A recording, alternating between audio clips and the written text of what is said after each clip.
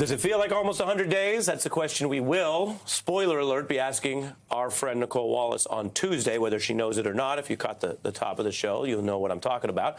But we bring in as our leadoff one-on-one guest, the Semaphore editor-at-large and longtime Washington denizen.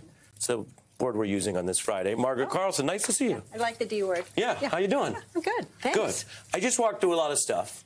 I heard part of it. Yeah, but the big takeaway is that some of the bluster worked up through November, and very little of it is working now. If Donald Trump were as good at talking the markets up as he could talk voters into pulling the lever, maybe we'd all be better off. But the opposite seems to be happening. And so what do you see in a crash in the markets, in the polling, and in Musk leaving?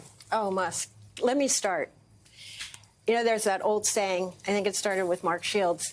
Let me apply it to Mark. So Elon Musk and Donald Trump go into a car wash with the top down. Trump stays dry. Only Elon Musk gets wet. And there's always somebody to get wet for Trump, and he doesn't. He usually just gets right through. However, I think he got by January, February, but then it began catching up with him. Yeah. Thank God he has the Treasury Secretary, Scott Bessent, or where would we be on tariffs? Because about the market, it goes down, and then you know it's going to come back up because somebody's going to rescue him, like the Treasury Secretary. No, you know, tariffs aren't, this isn't something we're going to do. We have 90 days. We're making these other agreements. Don't worry about it. Market goes up.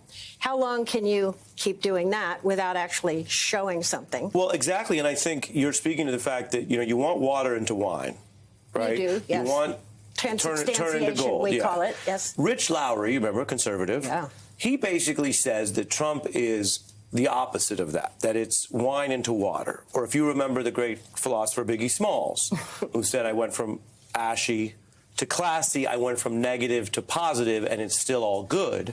Lowry now writes, this is in the Conservative magazine, it's hard to think of another example of a president changing the momentum of his administration from positive to negative, reverse Biggie, so quickly. Usually presidencies are rocked by events, hostage crisis, war, inflation that's uncontrolled. Here, he says, nothing has been done to Trump. He did it all to himself. He was the event.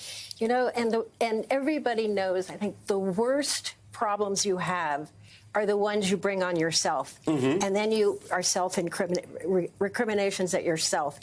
And it slows you down, and you think and you do something differently. Trump doesn't have that.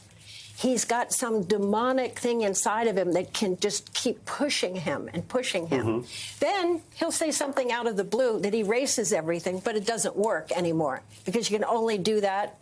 You can only say white is black, black is white, white is black so many times before it doesn't work. Exactly. And now that he's in, and the markets are saying he's at 40%, and the market's still down, and it's going to take a long time to get back to where it was before he started this.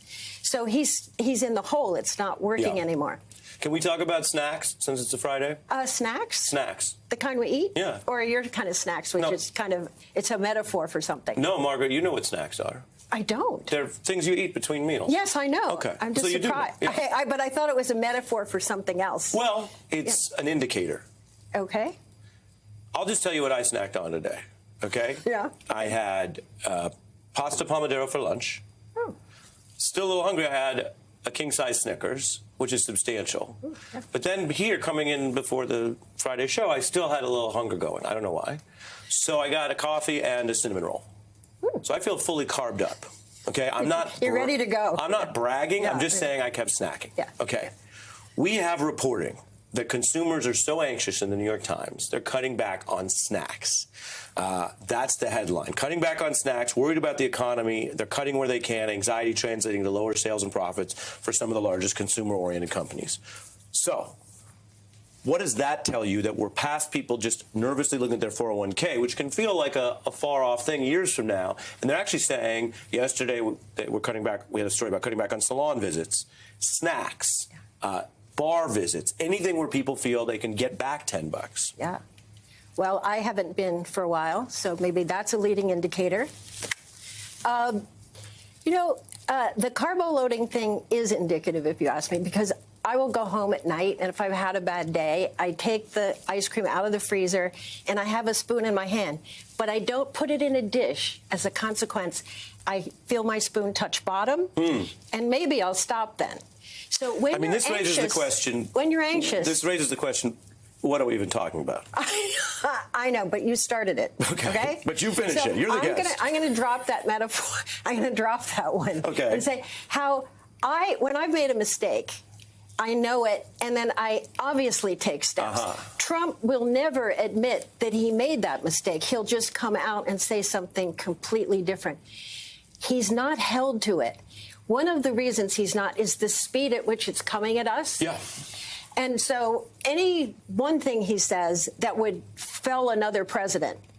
Oh, imagine if Barack Obama had $100 million coming in through an offshore crypto account. It's like so icky. It's like Las Vegas plus.